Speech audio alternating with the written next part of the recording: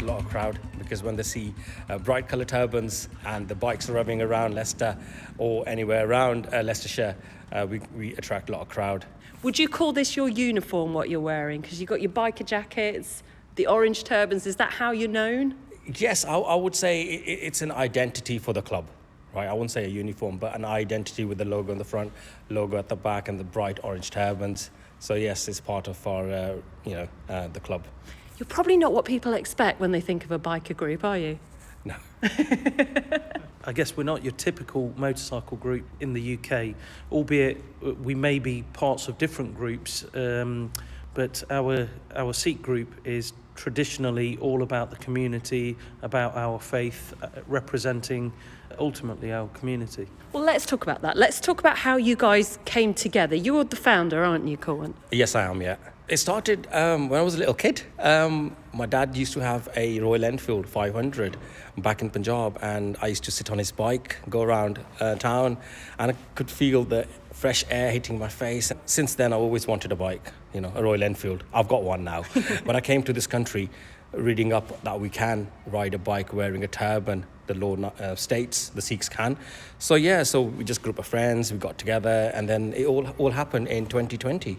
COVID times then? COVID times, yes. So it was an excuse to come out, follow the social distancing, and have a good chat and ride the bikes.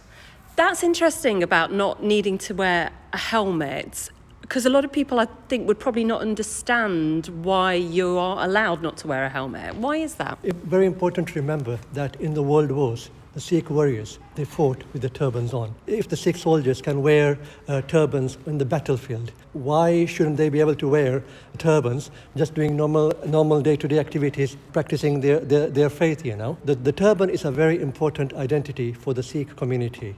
It's called the star, and it's like a crown of the Sikhs. It represents spirituality, courage, honor, sacrifice, among various other things. Has that always been the way, or has it been difficult to get that acknowledgement in the country that you have an exemption to wearing a helmet? It was a long battle, I would say. In the parliament, the law was passed in 1975, 1976.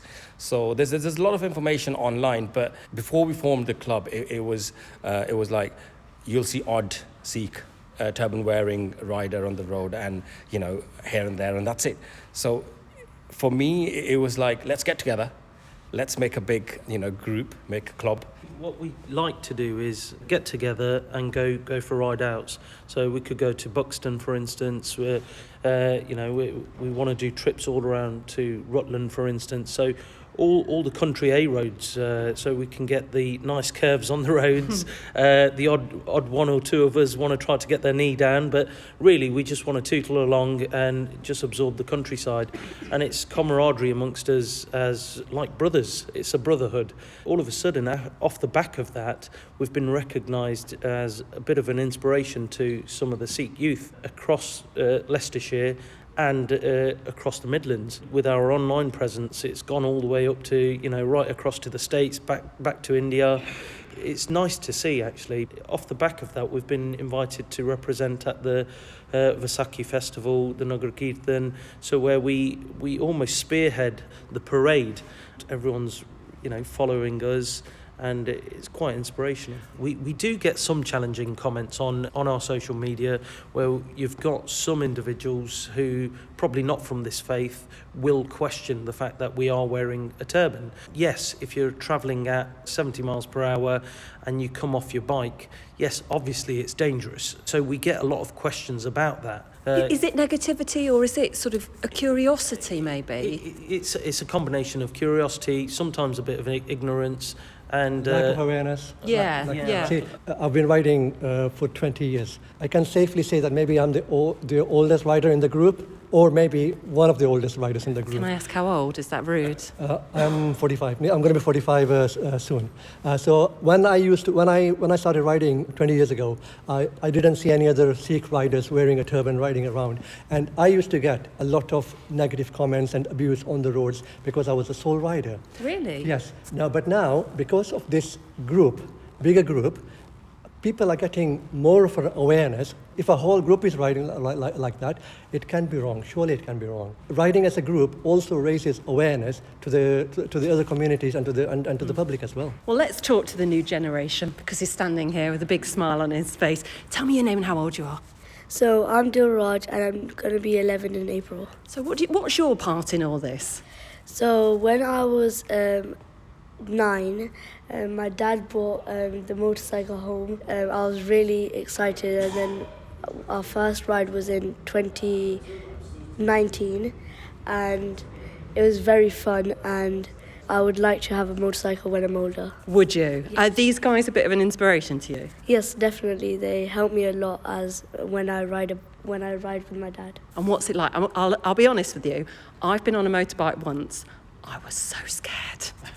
Sometimes it is scary when you're going a bit fast, but usually when you're slow, it's like the wind's just hitting your face and it's really relaxing.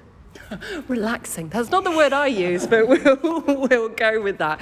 How are you finding all this sudden attention then? Because you're a relatively new group, and then recently I've been seeing a lot of you. I've been hearing a lot about you. How does it feel to sort of get all this attention? It was a pleasant surprise at first. All of a sudden, we've been invited to various events. We're all sort of taking it in our stride. We stay humbled, and I think that's down to our sort of religion, our faith. How often do you guys meet?